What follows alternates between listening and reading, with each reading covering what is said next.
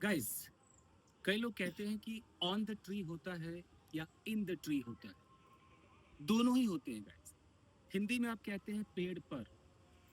अब as per grammar क्या है कि जो चीजें इस पेड़ से अटैच्ड हैं, जैसे आप इस मैंगो को देख सकते हो, ये फ्रूट है, ये इससे अटैच्ड है। तो अगर मुझे कहना है कि पेड़ पर मैंगो है, तो ये इन द ट्री नहीं हो सकता है कि there are some mangoes on the tree. अब ये पत्ते हैं, ये पत्ते इससे अटैच्ड हैं, तो अब यहाँ पर इन द ट्री नहीं हो सकता है। अगर पत्ते हैं तो there are leaves on the tree, ये सब ऑन द ट्री है। ये सब ब्रांचेस कनेक्टेड है तो ऑन द ट्री है। लेकिन इन द ट्री भी होता है।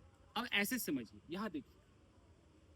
अब सपोज यहाँ पर एक बंदर बैठा हुआ है या यहाँ पर कोई बर्ड बैठा हुआ है, तो अब हम कहते हैं कि पेड़ पर एक बंदर है, वहां पर ऑन द ट्री नहीं कहते हैं, हम कहते हैं कि there is a monkey in the tree. In the tree का मतलब है कि इस ट्री को एक घर समझ लीजिए।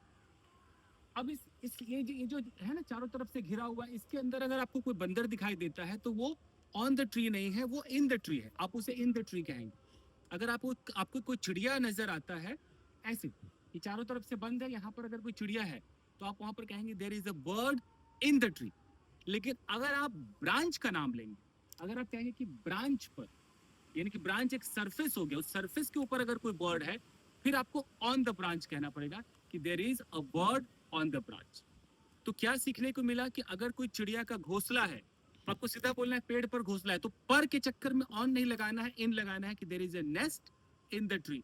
पेड़ पर एक बंदर है, there is a monkey in the tree. पेड़ पर एक पक्षी है, there is a bird in the tree. ठीक है।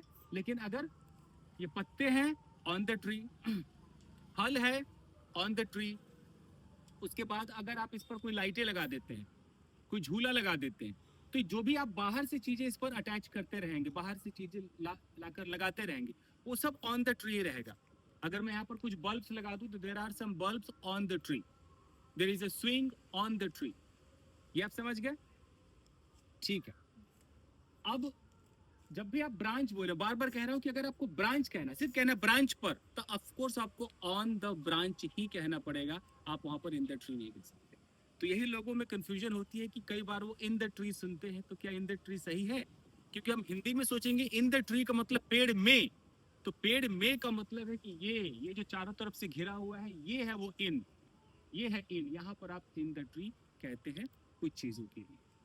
तो आई होप कि बिल्कुल क्लियर हो गया होगा कि ऑन द ट्री होगा या इन द ट्री होगा। वीडियो को लाइक कीजिएगा। Thank you very much.